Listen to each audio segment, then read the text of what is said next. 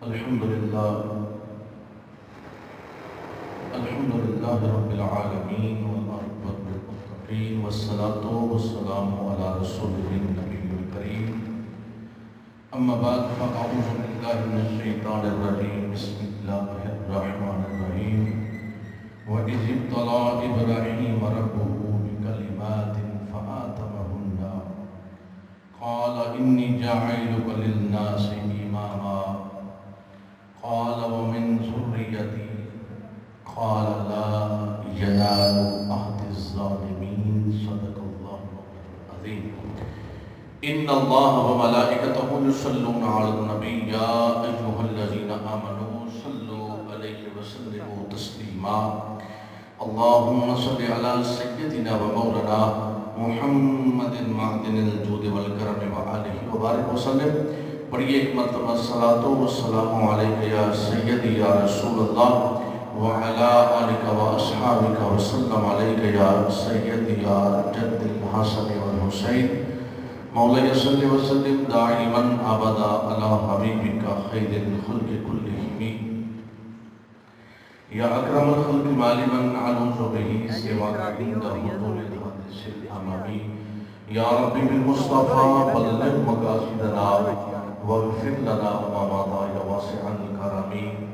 ہم تو صلاۃ کے بعد حضرات گرامی قدر اور اس سوشل لنک کے ذریعہ سے پوری دنیا سے ہمیں سننے اور دیکھنے والے احباب و محبت، سب سے پہلے اس وطن عزیز ملک خدادار ارض وطن پاکستان کے لیے دعا گو ہیں کہ اللہ رب العزت اس وطن عزیز کو کہ جس کا مقصود اور منشور لا الہ الا اللہ محمد رسول اللہ ہے، اللہ رب العزت اس کی حفاظت بھی فرمائے، اس کی نصرت بھی اس کو دے، اور پاک فوج کے ہمارے وہ جوان کہ جن کی وجہ سے ہم میٹھی نیندیں سو رہے ہیں اور وہ سرحدوں کی حفاظت کرتے ہوئے اپنی جانوں کے نذرانے بھی پیش کر رہے ہیں اور میری اور آپ کی حفاظت بھی کر رہے ہیں۔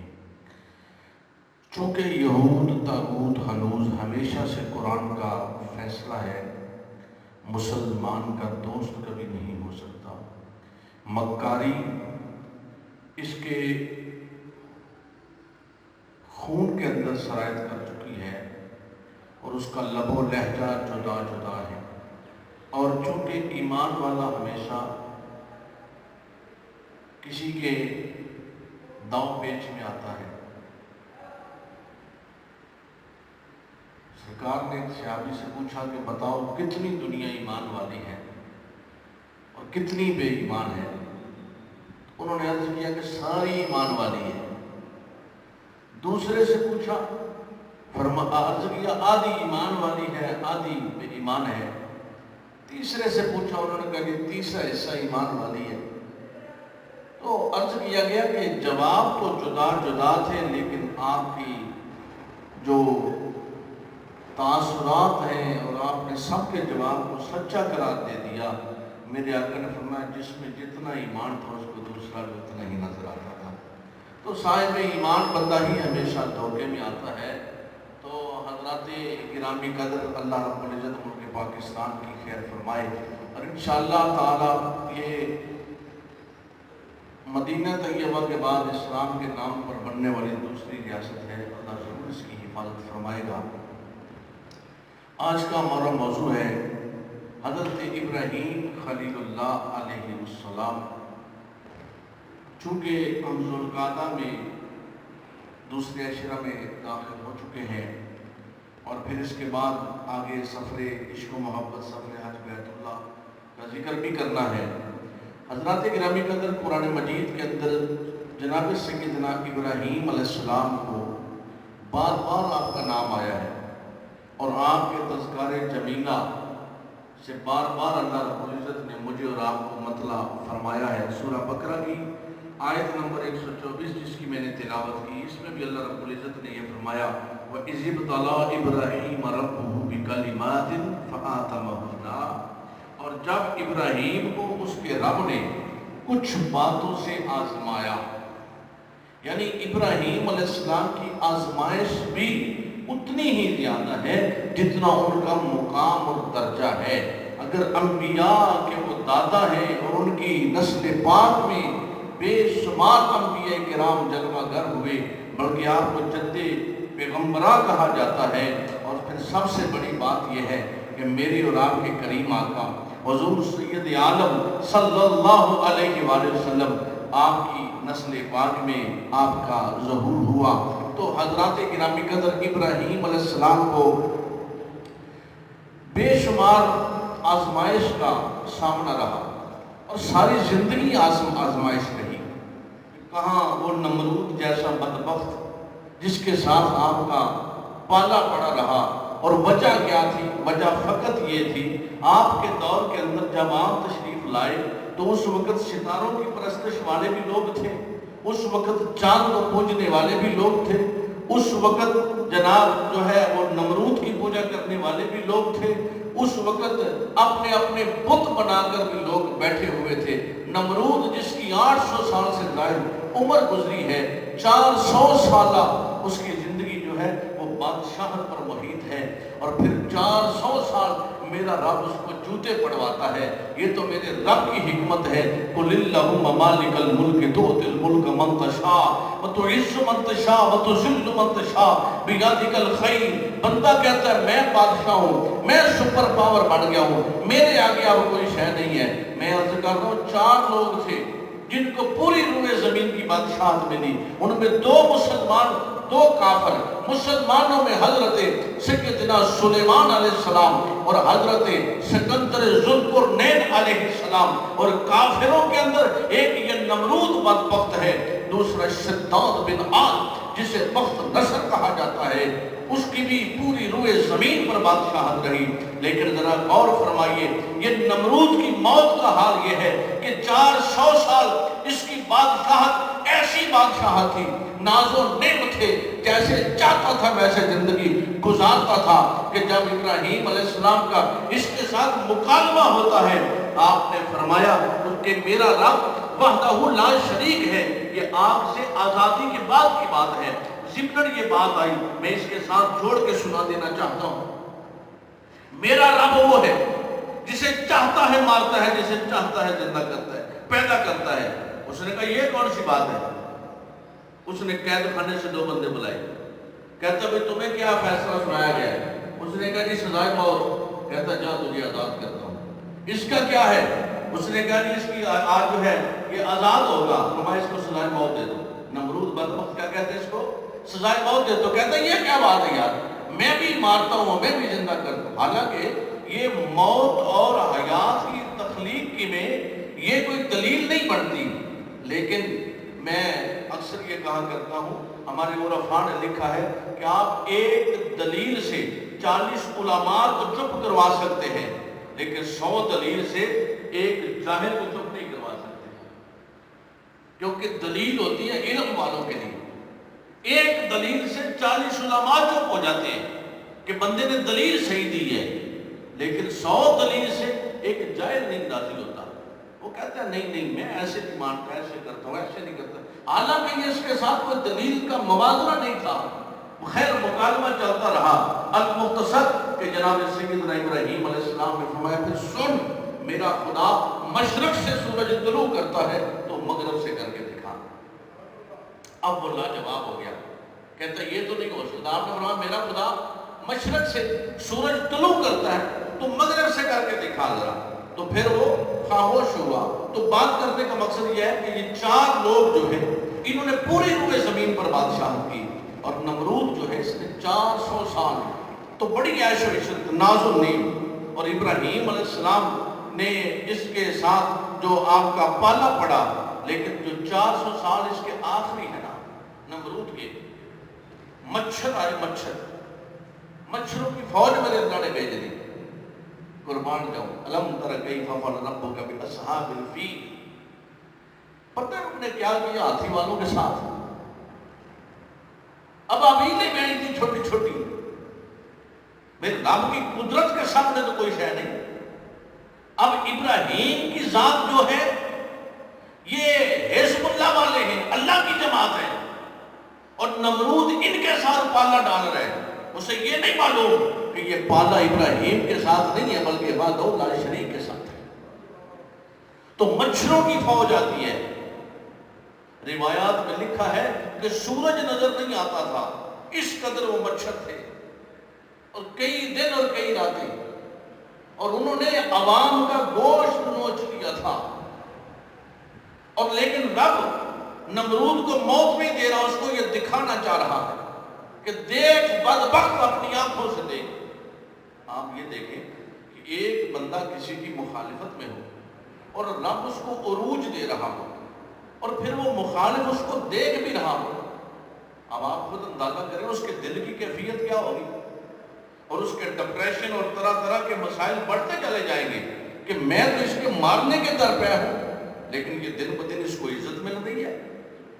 تو اس مخالف کی موت، پھر آپ خود اندازہ کریں، آپ بھی دنیا دار لوگ ہیں۔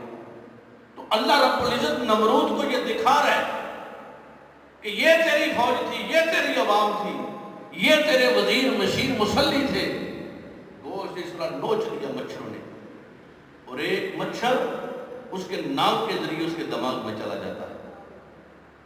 دیکھ میرے رب کی قدرت کیا ہے، دیکھ ابراہیم علیہ السلام کی نصرت کیا ہے۔ بادشاہ وقت یہ ہے، 400 سال اس نے بادشاہت کی ہے، حکمرانی کی ہے، اور اب اس کو آرام کیسے ملتا ہے کہ جب اس کے سر میں تھپڑ پڑتا ہے پھر اس کو آرام ملتا ہے، چونکہ مچھر بیٹھ جاتا ہے۔ اللہ اکبر، روایات میں پڑھ رہا تھا، روگٹے کھڑے ہو گئے کہ اللہ کی حکمت اور قدرت دیکھ انسان جس سے ہم غافل ہو کر بیٹھے ہیں، اور ہم بڑا ہلکے سے لفظوں میں کہہ دیتے ہیں اے جہان مٹھا دے اللہ کس نے ڈٹھا۔ جب جوتا پڑتا ہے، تھپڑ پڑتا ہے، مچھر بیٹھ جاتا ہے، نمرود کو سکون ملتا ہے، اور جب وہ جوتا جو ہے نہیں مارا جاتا تو مچھر چلتے ہیں اندر دماغ کے اندر، تو اس کو تکلیف ہوتی ہے۔ تو پھر میں نے روایات میں یہ پڑھا ہے، تذکرۃ الانبیاء میں یہ بات ملتی ہے کہ اس کے جو ملنے والے لوگ آتے تھے ان کی مہمان نوازی میں ایک بات یہ تھی کہ جو بھی آئے پہلے آتے ہی اس کے سر میں جوتا مارے، تو سمجھا جاتا تھا یہ بڑا محب ہے۔ اللہ اکبر۔ تو یعنی اللہ رب العزت نے اس کی 800 سالہ 400 سالہ بادشاہت کو پھر 400 سالہ زوال میں اس طرح تبدیل کیا۔ تو حضرات گرامی قدر، اللہ رب العزت نے ابراہیم علیہ السلام کو جد پیغمبرہ اور آپ مہمان نوازی کا جو لقب دیا گیا، مہمان نواز جس قدر آپ مہمان نوازی آپ کا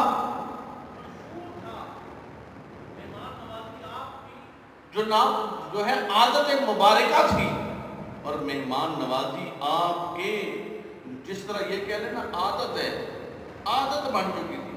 بعض بندے کہتے ہیں نا یار جو مرضی کرے میری ان عادت ہے، دو چار بندے اور بٹھاؤ ٹریننگ دینے واسطے۔ بندے کہتے ہیں کہ میری عادت ہے یار میں تیرے کو خیر کرنی کرنی، اگلا بکواس کرتا ہے پیا کرے میرے خلاف بہ کے کنیا چسکے لانا تو پیا لائے، میں کی کرا، میری عادت ہے، میں نے تو جناب اس کو کھانا کھلانا ہے، شربت پلانا ہے۔ امام زین العابدین علیہ السلام سے بدبخت کہتا ہے آپ مجھے شربت پلا دیں، آپ نے مجھے شاید پہچانا نہیں ہے۔ آپ نے فرمایا پہچان تو میں نے لیا تھا، لیکن اس وقت ہم تیرے مہمان تھے، آج تو مدینے میں آ کر ہمارا مہمان ہے۔ تو ابراہیم علیہ السلام کی یہ عادت مبارکہ تھی کہ آپ بڑے مہمان نواز تھے، اور آپ نے ان کے بتوں کو توڑا، بتوں کو توڑا، بت پرستی نہیں کی کسی دور میں بھی، لیکن چونکہ نبی کی حدیث ہے، سرکار فرماتے ہیں اللہ رب العزت نے مجھے پاک رحم اور پاک پشتوں میں رکھا کہ جتنے بھی لوگ ہیں میری نسل کے انہوں نے برائی نہیں کی، ان میں برائی آئی نہیں، تو میں پاک رحم اور پاک پشتوں میں رہا۔ اسی طرح اللہ رب العزت نے حضرت ابراہیم علیہ السلام کو یہ مقام عطا فرمایا کہ آپ مہمان نواز تھے، آپ عزت والے تھے، اور لوگوں کی عزت کیا کرتے تھے۔ اور قربان جاؤں آپ کی زوجہ محترمہ حضرت سارہ رضی اللہ تعالی عنہا اور حضرت ہاجرہ رضی اللہ تعالی عنہ وسلام اللہ علیہ، پہلی زوجہ حضرت سارہ ہے، یہ ایک بادشاہ کی بیٹی تھی، یہ ایک بادشاہ کی بیٹی تھی. اور یہ جو حضرت یوسف علیہ السلام کے اسر کی بات ہے نا، یہ جو کہ حضرت یوسف علیہ السلام کی دادی ہے، تو بعض روایات میں آتا ہے کہ خواتین میں حضرت سارہ جیسی حسین عورت کوئی نہیں تھی، اور یوسف علیہ السلام جیسا خوبصورت جوان کوئی نہیں تھا. تو حضرت سارہ بڑی حسین و جمیل خوبصورت خاتون تھی، لیکن ہوا کیا کہ اولاد نہیں ہے. کیا اولاد نہیں ہے؟ تو حضرت سارہ نے جب حضرت ہاجرہ، یہ بھی ایک بادشاہ نے جو ہے آپ کو حضرت سارہ کی خدمت کے لیے دی تھی، کہ جب اس نے حضرت سارہ کے ساتھ گناہ کی کوشش کی تو اللہ رب العزت نے اس کو پگلا بنا دیا، پاگل بنا دیا، اس کا گلا گھونٹنے لگا. اس نے کہا تم کوئی انسان ہے کہ جن ہے؟ تو اس نے کہا کہ یہ جن ہے، اس کو نکالو یہاں سے. تو یہی ماجرا اس کا حضرت ہاجرہ کے ساتھ پیش آیا. تو اس نے کہا لہذا وہ بھی جن ہے، یہ بھی جن ہے، یہ اس کو دو اور اپنی جان چھڑاؤ، ان دونوں کو یہاں سے نکالو. تو حضرت سارہ نے عرض کیا کہ ابراہیم، اللہ نے مال تو دیا ہے، رہنے کے لیے مکان بھی دیے ہیں، لیکن اولاد نہیں ہے، تو آپ ہاجرہ کے ساتھ نکاح فرما لیں. جب حضرت ہاجرہ کے ساتھ نکاح فرمایا تو اللہ رب العزت نے حضرت اسماعیل علیہ السلام کی صورت میں فرزند ارجمند عطا فرمایا. وقت گزرا تو حضرت سارہ نے کہا کہ ہم بھی دعا کریں اللہ ہمیں بھی اولاد دے. تو پھر قرآن میں آتا ہے کہ اللہ نے حضرت سارہ کو بشارت دی، حضرت ابراہیم علیہ السلام کو نہیں، کیونکہ حضرت ابراہیم کی تو اولاد پہلے ہو چکی تھی. تو حضرت سارہ کو جب بشارت ملی تو 13 سال بعد، حضرت اسماعیل کے 13 سال بعد حضرت سارہ کو بشارت ملتی ہے، اور 14ویں سال میں حضرت اسحاق علیہ السلام کی صورت میں جو ہے فرزند ملتا ہے. تو حضرت اسماعیل سے اسحاق علیہ السلام 14 سال چھوٹے ہیں. کتنا؟ 14 سال چھوٹے ہیں. تو جب حضرت سارہ کے ہاں حضرت اسحاق علیہ السلام کی ولادت ہوئی تو حضرت ابراہیم علیہ السلام کی عمر پاک 120 سال تھی، اور حضرت سارہ کی عمر 90 سال تھی. اور بعض روایات میں ملتا ہے کہ حضرت سارہ کی عمر 99 سال تھی. تو اللہ رب العزت نے حضرت ابراہیم علیہ السلام کو صاحب اولاد کیا. اب آگے آئیے توکل کی بات کرتے ہیں، امتحان کی بات کرتے ہیں کہ وہاں اولاد جو زندگی بھر کے بعد دعائیں مانگ کر جو ہے اللہ نے عطا فرمائی. اب حضرت سارہ کی منشا یہ تھی کہ یہ بیٹا اور یہ خاتون اس گھر میں نہ رہے، ان کو دوسری جگہ پر چھوڑ دیا جائے. ادھر اللہ رب العزت نے ابراہیم علیہ السلام کو حکم دیا. اور یہ وادی غیر ذی زرع جو مکہ المکرمہ ہے، یہاں حضرت ابراہیم علیہ السلام، توکل دیکھو یار، ذرا نبی کا توکل تو دیکھو. دنیا کے اینگل، دنیا داری کے اینگل پہ آ جاؤ یا دینداری کے اینگل میں آ جاؤ، بات ذہن ایکسپٹ نہیں کرتا، سمجھ نہیں آتی. لیکن اللہ کے نبی کا توکل دیکھیے، جب رب نے حکم دیا تو اس بیٹے کو جو زندگی بھر کا سرمایہ، اور یہ بھی پتا چل گیا کہ یہ میرے بعد نبی ہوگا. بھئی انبیاء کو تو اللہ رب العزت ہر شے سے مطلع فرماتا ہے، الہام ہوتا ہے، وحی ہوتی ہے. اور یہ پھر اس وادی میں جو مکہ المکرمہ ہے، یہاں جس جگہ آب زمزم کا کنواں ہے، اس جگہ پر ایک درخت تھا. ایک بچہ نومولود ہو اور ایک خاتون ہو، اور پھر اس کے علاوہ یہ پورے علاقے میں دور دور تک کوئی بندہ بشر نظر نہ آتا ہو. تھوڑے سے جاؤ، ایک مشکیزہ پانی کا، ذرا ان لفظوں پہ غور کرتے جائیے. آج کیوں ابراہیم کی سنتوں کو رب ادا کرواتا ہے؟ میرے نبی نے یہ نہیں فرمایا تھا، یہ قربانی کے باب میں ہم یہ بات کریں گے کہ میری سنت ہے، فرمایا تمہارے باپ ابراہیم کی سنت ہے. چھوڑ دیا. جب جانے لگے نا تو حضرت ہاجرہ تھوڑا پیچھے ہوئی، عرض کرتی ہیں اے ابراہیم، دور دور تک یہاں بندہ بشر نہیں ہے، کسی کا نام و نشان نہیں ہے، آپ ہمیں یہاں کس کے سپرد کر کے جا رہے ہیں؟ فرمایا اللہ کے سپرد کر کے جا رہا ہوں، بے سپرد نہیں چھوڑے، اللہ کے سپرد کر رہا ہوں۔ پھر آپ نے عرض کی یا آپ کو اللہ کا حکم ہے؟ آپ نے فرمایا ہاں مجھے اللہ کا حکم ہے۔ پھر آپ حضرت ہاجرہ سلام اللہ علیہ ورضی اللہ تعالی عنہا کا توکل اور جملے سنیے جو قرآن بیان کرتا ہے۔ آپ نے فرمایا کہ اگر اللہ کا حکم ہے تو پھر اللہ ہمیں ضائع نہیں ہونے دے گا، اللہ ہمیں ضائع نہیں ہونے دے گا۔ اب اس مقام پر آپ ہیں، پانی ختم ہوا اور آپ کے جو ہے دودھ آنا بھی بند ہو گیا، چونکہ کچھ کھاتی پیتی تو اپنا دودھ ہوتا، بچے کو پلاتی۔ آپ یہاں سے تھوڑا آگے، اب اس جگہ سے جب آپ صفا پہاڑی پر جاتی ہیں، قربان جاؤں جہاں ہاجرہ کے قدم لگے تو قرآن بول اٹھے ان الصفا والمروہ من شعائر اللہ، یہ صفا اور مروہ اللہ کی نشانیوں میں سے۔ صفا پہ گئی، دور دور تک دیکھا، کوئی بندہ بشر نہیں ہے، کوئی درخت نہیں ہے، کوئی سایہ نہیں ہے، کوئی پانی نہیں ہے، کوئی کنواں نہیں ہے۔ اللہ اکبر، دیکھ یار، انبیاء کا صبر تو دیکھ، انبیاء کا توکل تو دیکھ، انبیاء تو انبیاء ہیں، یہ ان کی زوجہ کا توکل تو دیکھ۔ اب صفا سے جب مروہ کی طرف جاتی ہیں تو جہاں جگہ تھوڑی سی پست آ جائے تو وہاں آپ کو حضرت اسماعیل علیہ السلام نظر نہ آئیں۔ آپ تھوڑا باگے، جب اسماعیل علیہ السلام نظر آئے تو پھر تھوڑا آہستہ ہو جائیں۔ صفا سے مروہ، مروہ سے صفا، صفا سے مروہ، مروہ سے صفا، دور دور تک دیکھتی ہیں، کچھ نظر نہیں آ رہا۔ مروہ پہ پہنچی ہیں جب تو دیکھتی کیا ہے، یہ 7واں چکر تھا کہ آپ کا جہاں اسماعیل علیہ السلام تھے نا وہاں چھوٹے چھوٹے پرندے نظر آ رہے ہیں اور ایک فرشتہ ہے وہاں۔ اللہ اکبر، بھاگتی ہوئی آئی، آ کر دیکھتی کیا ہے کہ وہ جہاں اسماعیل علیہ السلام ایڑیاں رگڑ رہے ہیں، بچے تو چھوٹے ابھی، ایڑیاں رگڑتے ہیں، پانی کا چشمہ نکلتا ہے۔ آپ نے آ کر اس کے ارد گرد تھوڑی سی ریت لگا کر کہا زمزم رک جا۔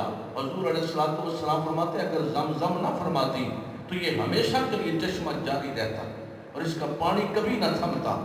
قربان جاؤں، آج دیکھیے یہ ہمارے بھائی شکیل صاحب بھی یہاں بیٹھے ہیں، الحمدللہ یہ حج کے لیے جا رہے ہیں، اللہ نے یہ سعادت عطا فرمائی ہے۔ میں آپ زید بکر آج بھی جو بھی جاتا ہے قیامت تک کے لیے، ہاجرہ نبی نہیں ہے لیکن فرمایا جب تک صفا مروہ کی صحیح نہ کرو گے تمہارا عمرہ اور حج مکمل نہیں ہوگا۔ اور قربان جاؤں پھر یہ فرمایا، یہ نہیں فرمایا آہستہ آہستہ چلو، فرمایا نانا جہاں ہاجرہ دوڑی ہے تم بھی دوڑو، جہاں ہاجرہ دوڑی ہے تم بھی دوڑو، جہاں ہاجرہ آہستہ چلی ہے تم بھی آہستہ چلو۔ وہ تو پانی کے لیے گئی تھی، آج کس پانی کی ضرورت ہے؟ فرمایا وہ میری بندی میری رضا کے لیے یہاں آ کر بیٹھی، اور اس وادی میں کہ جہاں دن کو ڈر لگتا ہے اس نے راتیں یہاں گزاری ہیں، اس وادی میں کہ جہاں لوگوں میں بیٹھ کر کھانا پینا نہیں ملتا تھا اس نے تنہا وقت گزارا ہے، اس نے میری رضا کے لیے یہاں وقت گزارا ہے۔ قیامت تک کے لیے آنے والے لوگ جو میرے گھر کا قصد کر کے آئیں گے لیکن پہلے وہ جناب ہاجرہ کی سنت کو ادا کریں گے، پھر میرے گھر کا جو ہے طواف مکمل ہوگا۔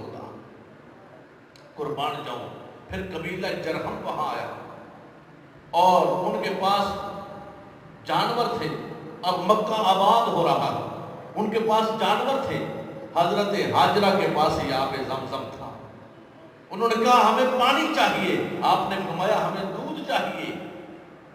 حضرت اسماعیل علیہ السلام کا جو نکاح ہے وہ پھر اسی قبیلے کی خاتون کے ساتھ ہوا۔ حضرات گرامی قدر، تو یہ وہ لوگ ہیں کہ جنہوں نے اپنے رب کی رضا کے لیے، قرآن کہتا ہے ہم نے ابراہیم کو آزمایا ہے لیکن اس کے بعد ہم نے دیکھا کیا ہے کہ ہم نے جیسے آزمایا ہے وہ اس آزمائش میں مکمل و کامل اترا ہے۔ اور ابراہیم کا توکل، ابراہیم جیسا توکل کہ وہ آگ جو نمرود نے جلائی تھی، حضرت ابن عباس رضی اللہ تعالیٰ عنہ فرماتے ہیں کہ اس کی جو دیوار اس کے لیے بنائی گئی اس کی حد یہ تھی وہ 45 فٹ بلندی کے، آگ جلانی تھی نا آگ، تو آگ کے لیے انہوں نے ایک کمرہ ٹائپ دیوار بنائی تاکہ آگ جلا سکے۔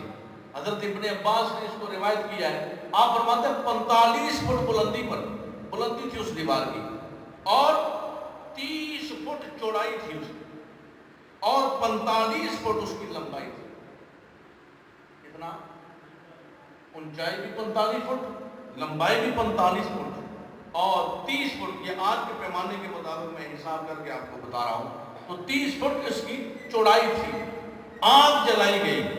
آگ جلانے کے بعد 40 دن تک لکڑیاں کٹھی کی ہیں. اندازہ کرو یار، پوری قوم نے ایک بندے کو جلانے کے لیے. اللہ اکبر.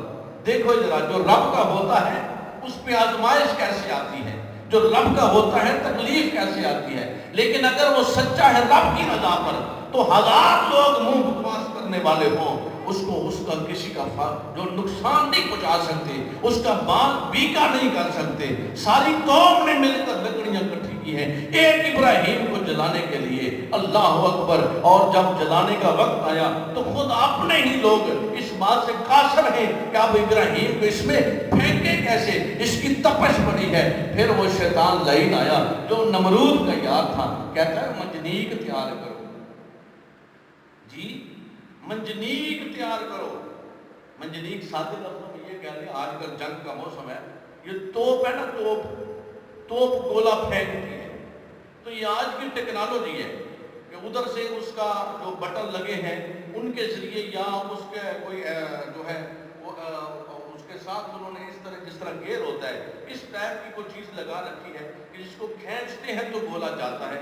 اس وقت منجنیق لکڑیوں کی بنائی گئی تھی اور اس کے بعد پھر وہ جنگوں میں استعمال ہوئی. دنیا میں پہلی منجنیق یہ تیار ہوئی ہے. بعد میں گولے پتھر جو ہے نا، اسی منجنیق میں جنگوں کے دوران پتھر رکھ کے تو ان کو چھوڑا جاتا تھا اور جنگ لڑی جاتی تھی. یہ پہلی منجنیق تیار ہوئی ہے. کس کے لیے؟ وہ ساری قوم لگی ایک پاسے. جو اللہ کا نام لینے والا ہے وہ ایک طرف ہے، اس کو پھینکنا ہے. منجنیق بناؤ. منجنیق بنائی، رسوں سے باندھو، ابراہیم کو پھینکو. فرشتے، ہوا والا فرشتہ آیا. ابراہیم میں تیری مدد کرا؟ اور میں نہیں، مجھے تمہاری مدد کی ضرورت نہیں ہے. اللہ اکبر. جبرائیل امین آئے، میں تمہاری مدد کروں. کہا نہیں، میرے لیے میرا اللہ کافی ہے. حسبی اللہ و نعم الوکیل. میرا اللہ کافی ہے، مجھے تمہاری مدد کی ضرورت نہیں ہے.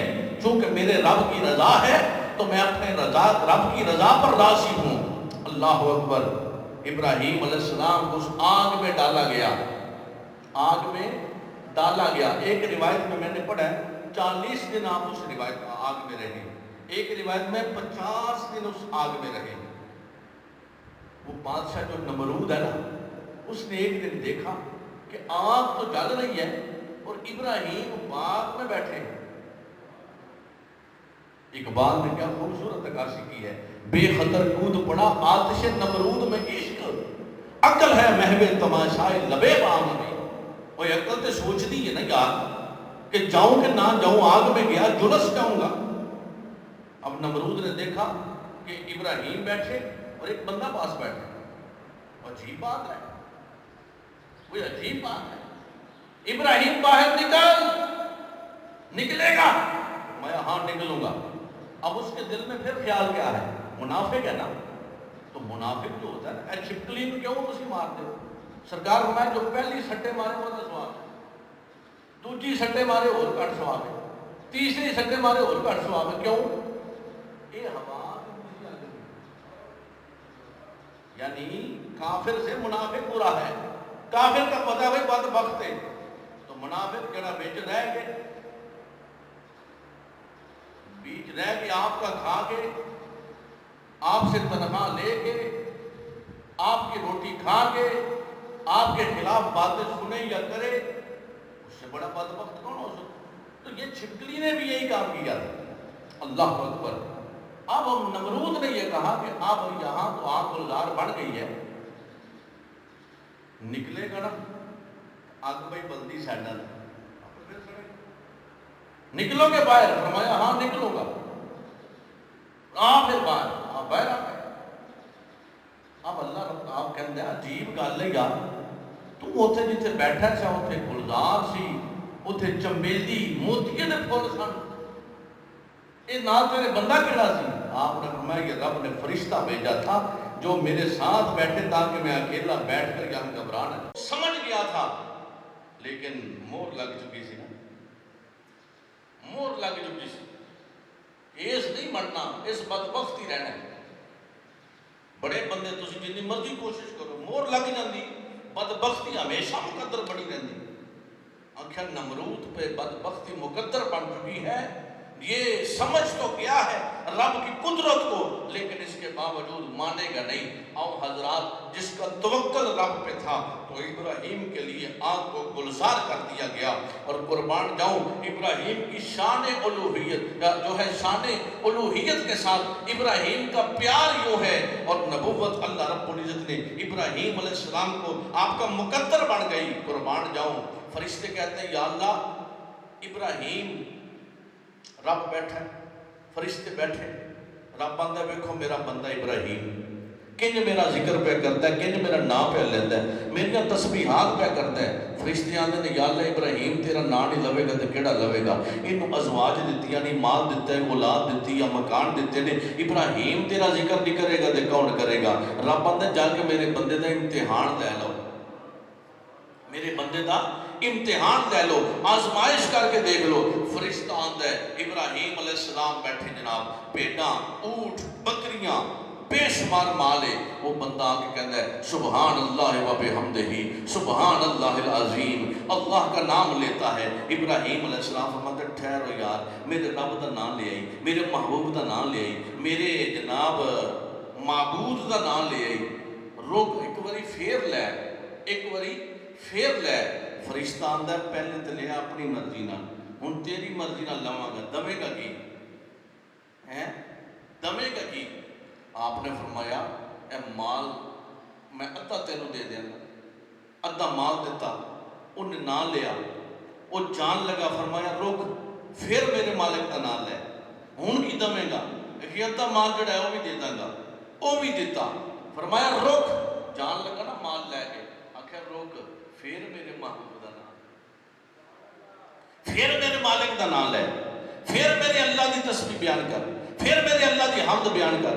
آنکھیا ہون تیرے کو رہے ہی کچھ نہیں، دمے گا کی؟ دیکھو یار جو کسی دا عاشق ہوئے اسے دی گل کردا، سو سو مکر بہانے پا کے او دے مرنے مردا، اور رب بھی دیکھتا ہے میرا کون ہے، نہیں سمجھے؟ رب بھی بیندا ہے میرا کیڑا ہے، ہر کسی نال نہیں گل بندی، دیکھا جاتا ہے، پرکھا جاتا ہے۔ بلال سے پوچھا نبی کا نام لینا چھوڑ دیتے اتنی تکلیفیں دی ہیں، فرمایا تینوں نہیں پتا میرا رب مینوں بجا بجا کے چیک کرتا ہے، میرا مالک مینوں چیک کرتا ہے کہ واقعی میرا ہے۔ وہ ایس اینگل تے بھی دیکھتا ہے، ایس اینگل تے بھی دیکھتا ہے، ایس اینگل تے بھی دیکھتا ہے۔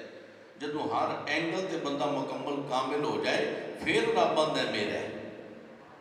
ابراہیم علیہ السلام نے کہا یار ٹھہر جا، میرے رب کا نام لے، آندہ تواڈے کولوں رہے کچھ نہیں، میں نہ کیوں لواں؟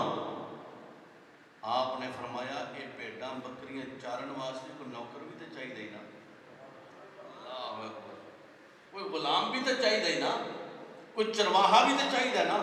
کہ ہاں جی، آخیا مینوں نال رکھ لے، میں تیری نوکری پیا کراں گا، تو میرے رب دا نام پیا لے، میں تیری نوکری پیا کراں گا، تو میرے رب دا نام پیا نہیں۔ رب آخیا سناؤ، فرشتے آخیا ابراہیم ابراہیمی، ابراہیم ابراہیمی ہے۔ حضرات گرامی قدر، یہ مکہ المکرمہ وہ وادی غیر ذی زرع کہ جتھے ابراہیم علیہ السلام نے آگے نومولود بچہ اور حضرت حاجرہ رضی اللہ تعالی عنہا نے چھوڑیا، اور قربان جاواں رب کائنات نے فرمایا اے بچہ جڑا نا تیرا یہ بھی نبی ہے، تو بھی نبی ہے، ایک کعبہ تو تعمیر کریں گے تیرے نال ہوئے گا۔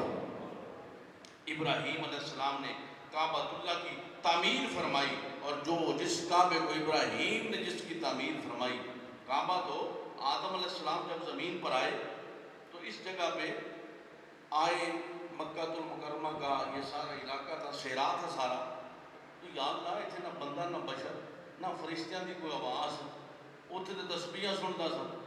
وجہ کی ہے؟ رب اتنے تے بیت المعمور تے طواف ہوندے سن، رب آخیا نشاندہی میں کرنا، میرا گھر اتنے بنا لے، اتنے طواف کرو۔